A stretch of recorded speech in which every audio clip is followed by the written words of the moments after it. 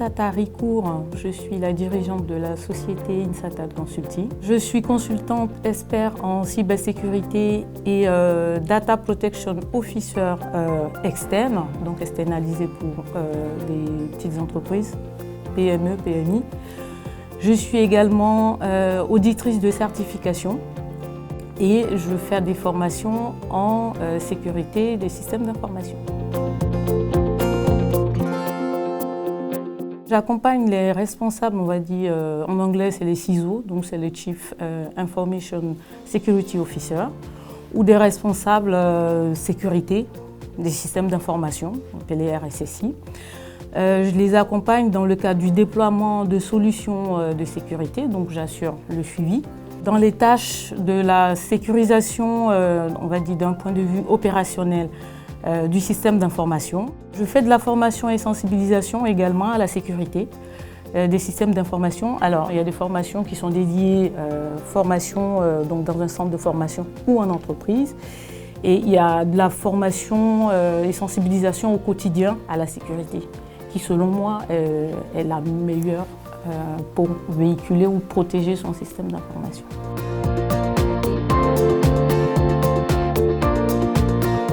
La notion de cybersécurité, c'est la protection de son système d'information contre l'accès non autorisé à son système d'information.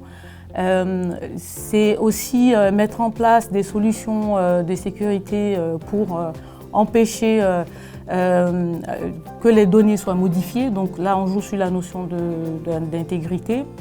C'est aussi basé sur la disponibilité de l'information ou de son système d'information.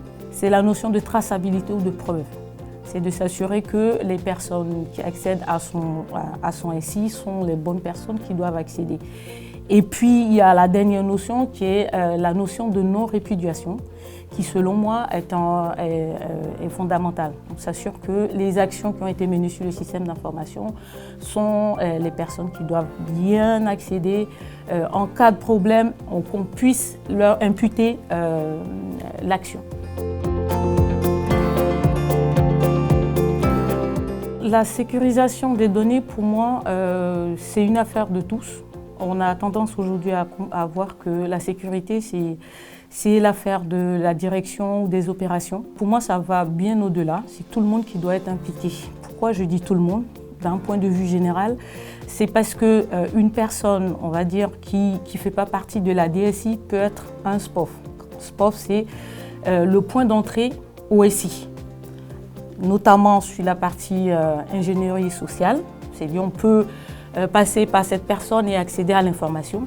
Donc pour moi, la sécurité commence par les personnes qui sont en dehors de la DSI. Après, quand on descend dans la couche plus basse, ça dépend de l'organisation de l'entreprise. Il y a des grands comptes, on va dire en général, ils ont plusieurs directions, notamment la direction, on va dire les fonctions de support. Donc elles s'occupent plus de la partie, on va dire, gouvernance de la sécurité des systèmes d'information.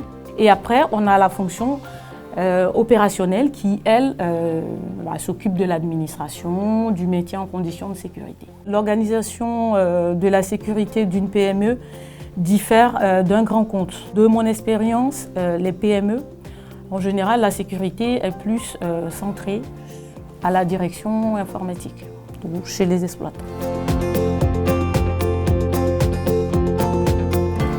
La sécurisation, on va dire au niveau du développement, doit se faire en plusieurs phases. Notamment en amont du développement, c'est d'identifier le langage à utiliser pour pouvoir faire son développement et les vulnérabilités associées, parce qu'aujourd'hui, on se rend compte qu'il y a beaucoup de vulnérabilités sur certains langages de développement.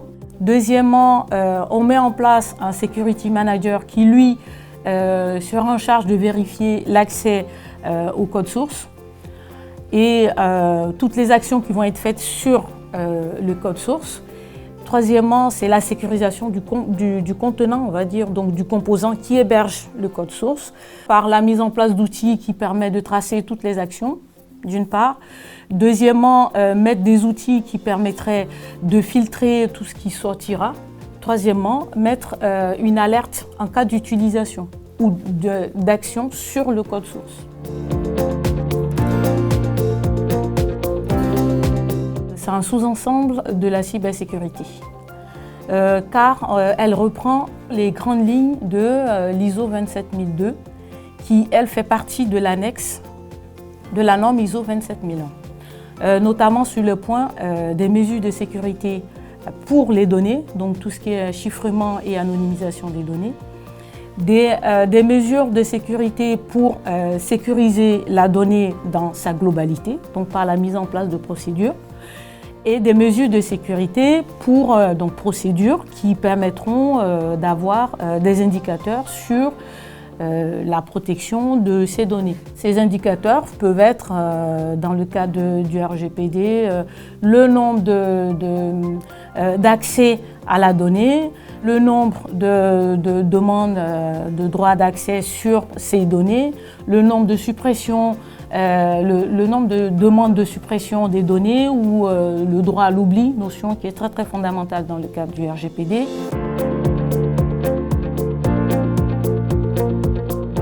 La norme ISO 27001, donc la certification, permet de pouvoir s'appuyer sur les mesures de sécurité, donc on va dire au niveau cyber, sur les aspects techniques. Donc on voit bien que avec le RGPD, on a les notions d'anonymisation. Là, on est plus dans des notions techniques. Donc pour moi, elles sont, on va dire, complémentaires et vont au-delà, même plus au-delà du management de la sécurité, qui est du management dans sa globalité.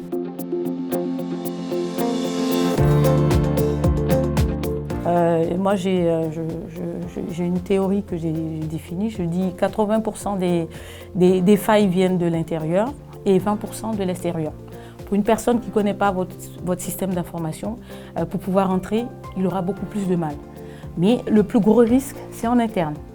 Donc, mon exemple va se porter sur une personne qui est un administrateur, donc qui a accès à tout, qui s'est permise de monter un VPN et pouvoir faire sortir des données sans que personne ne le voie. Parce que les administrateurs, ils ont la possibilité, avec leurs droits, on va dire, élevés, donc leurs privilèges, de supprimer, de créer, voilà, ils ont tout pouvoir sur les composants qu'ils administrent. Et donc cette personne avait créé un VPN et qui s'était permise de commencer à faire sortir des données, sauf qu'elle ne s'est pas rendue compte qu'on avait déployé un outil qui permettait de tracer, de tracer tous les flux de données, les flux entrants et les flux sortants de données. Donc pour moi, c'est un exemple, c'est un cas d'école. Et donc j'aimerais qu'on arrête de croire que la cybersécurité, c'est que on voit que de l'extérieur, mais le plus gros risque, on va dire, pour moi, c'est l'interne.